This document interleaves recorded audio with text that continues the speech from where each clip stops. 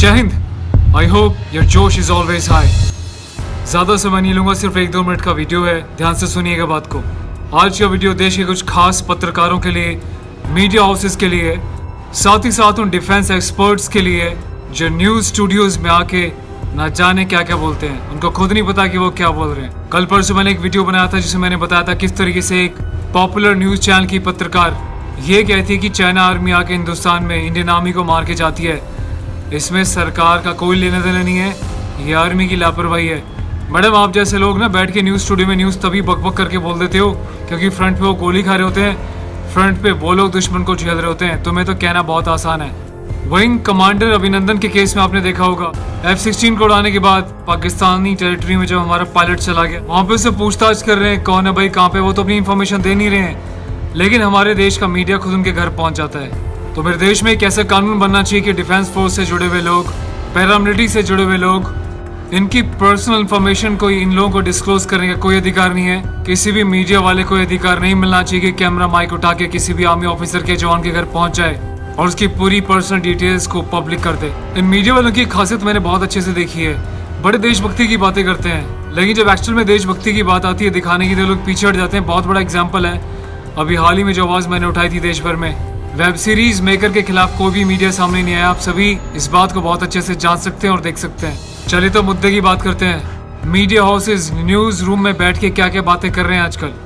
उसमें से defence experts को बुला लेते हैं जो कि खुद एक सर्विसमैन है, और जितने भी हमारे एक सर्विसमैन है, ऑफिसर्स हैं, आप सबकी हर कोई बहुत रिस्पेक्ट करता है। आप भी प्लीज सोच समझ के स्टेटमेंट्स दें। आपको कॉन्फिडेंशियलिटी के बारे में सिखाया जाता है जब आप ट्रेनिंग में होते हैं, लेकिन जब आप रिटायर हो जाते हैं या वॉलंटरी रिटायरमेंट ले लेते हैं तो आप ऐसे बड़े बड़े न्यूज चैनल्स के स्टूडियोज में आके देश की सिक्योरिटी और पर्सनल इन्फॉर्मेशन को डिस्क्लोज कर देते हैं। जो बातें आपको सेना अध्यक्षों के साथ बैठ के, सीडीएस के साथ बैठ के, प्रेसिडेंट हाउस में बैठ के, प्रधानमंत्री के साथ बैठ के करनी चाहिए, वो सीक्रेट बातें आप पब्लिक कर देते हैं। आप न्यूज चैनल्स में बैठ के स्ट्रैटेजी बताते हैं कि चाइना अगर वहां से आया तो हम यहाँ से घूम के जाएंगे, उसके पास वॉल हथियार है तो हम इस वाले को करेंगे, ये इसका तोड़ है, उसका टैंक कितना है तो हम यहाँ पे इस आर्टिलरी को बिठाएंगे, हमारे ये पॉइंट्स हैं, इन पॉइंट्स पे हम इसको यहाँ बिठाएंगे तो वो करेंगे।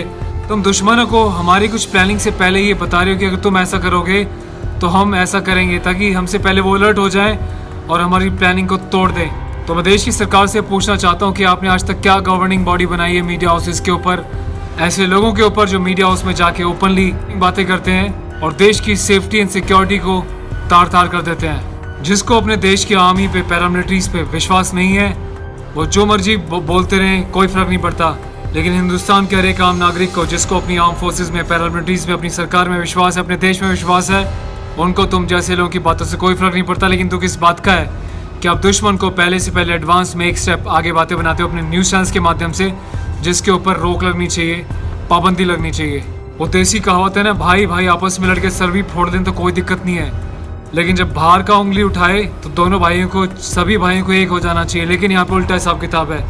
खुद देश में राजनीति इतनी गंदी है कि एक राजनीतिक पार्टी दूसरी से, दूसरी तीसरे से एक दूसरे पे उंगलियां उठाती हैं। यहाँ तक कि ऐसी स्थिति जब कोरोना की तकलीफ से पूरा देश या पूरा विश्व गुजर रहा है, देश के ऊपर आर्थिक संकट के साथ साथ दुश्मन की तरफ से इतनी बड़ी बातें हो रही हैं, वहीं पे हमारी राजनीतिक पार्टीज आपस में एक दूसरे की टांग खींच रही हैं। शर्म आनी चाहिए तुम जैसे लोगों की राजनीति के ऊपर। तो जब तक देश की पॉलिटिक्स नहीं सुधरेगी, ये चीजें भी ऐसे ही चलती रहेंगी। मैं अभी काफी चीजें देख रहा था, लोग बड़े एक्सपर्ट बन रहे, अपनी एनालिसिस बता रहे हैं। चाइना आर्मी के पास इतना एयरफोर्स का वो है, इतना उनका बजट है, उनके पास इतनी आर्टिलरीज हैं, इतनी इन्फेंट्री है, इंडिया की इतनी है। लेकिन मैं आपको एक बात बोल दूं भाई, ये लोग जो भी डिस्कशन कर रहे हैं, इंडिया के पास भले ही वेपन्स थोड़े से कम होंगे लेकिन जिगरा चाइना से लाख गुना बड़ा है। जिसका छोटा सा एग्जांपल आपको एक वीडियो में दिखा रहा हूँ। इस वीडियो के लास्ट में मैं एक टॉप कमेंट और डिस्क्रिप्शन में एक लिंक छोड़ के जा रहा हूँ, उस वीडियो को देखिएगा। उसमें आपको दिखेगा किस तरीके से चाइना की फोर्स हमारे इंडियन आर्मी के कैप्टन को कुछ दिनों पहले घेर लेती है, उसको दबाने की कोशिश करती है। लेकिन हमारा प्रोफेशनलिज्म देखिए, हमारा डिसिप्लिन देखिए, किस डिसिप्लिन के साथ हमारी इंडियन आर्म फोर्सेज का एक कैप्टन इन चाइनीज सैनिकों से पोलाइटली बात कर रहा है। इतने में जब वो हाथापाई पे उतर आते हैं तो हमारी भी कंपनी के जवान टूट पड़ते हैं, उनको खदेड़ देते हैं, उनको उनकी औकात बता देते हैं। तो ये दिखाता है कि चाइनीज आर्मी बिल्कुल बुज़दिल है, कायर है। हमारे जवान जब आराम से बातचीत कर रहे थे, इन्होंने ग्रुप बना के उनके ऊपर हमला किया। बताया गया कि 20 हमारे जवान वीरगति को प्राप्त हुए हैं, लेकिन सच्चाई ये है कि बहुत सारे लोगों को हमारी आर्म फोर्सेज ने मौत के घाट उतारा है और शर्म के मारे चाइना इसको डिस्क्लोज नहीं कर रहा है। जो मैं पर्सनली जानता हूँ 18 से 20 लोगों की 1-on-1 फाइट में खुद हमारे सोल्जर्स ने गर्दनें तोड़ दी, गर्दन की लटक गई थी शरीर से। और ये लोग जो सबूत मांग रहे हैं, बेहुदा बात कर रहे हैं, काम करो देश छोड़ के कहीं और जाके बस जाओ अगर तुम्हें देश की आर्म फोर्सेस पे, देश की सेना पे इतना विश्वास नहीं है तो। अरे कम से कम देश की सेना का मनोबल बढ़ाओ यार, कुछ नहीं कर सकते तो दोस्तों हमेशा अपना जोश हाई रखें, अपनी आर्म फोर्सेस में विश्वास रखें, सेना का मनोबल बनाए रखें। और अगर खून की जरूरत पड़ी तो मैं खुद भारत सरकार से रिक्वेस्ट करता हूँ कि मेरे माध्यम से आपको 1 यूनिट छोड़ो, 100 यूनिट छोड़ो, 1 लाख यूनिट छोड़ो, लाखों यूनिट खून की जरूरत पड़ेगी तो royal soldier family on YouTube हमेशा देश के जवानों के साथ तत्पर खड़ी रहेगी। बस एक बार आवाज कर देना, हमेशा रॉयल सोल्जर फैमिली की सब्सक्राइबर्स देश के जवानों के साथ तत्पर खड़े हैं, सीना चौड़ा करके, जिस पे मुझे गर्व है, जिस पे मुझे प्राउड है। Thank you so much guys, comment पे अपनी राय जरूर दें इस विषय में आप क्या कहना चाहते हैं। Jai Hind, take care of yourself and keep the josh always high.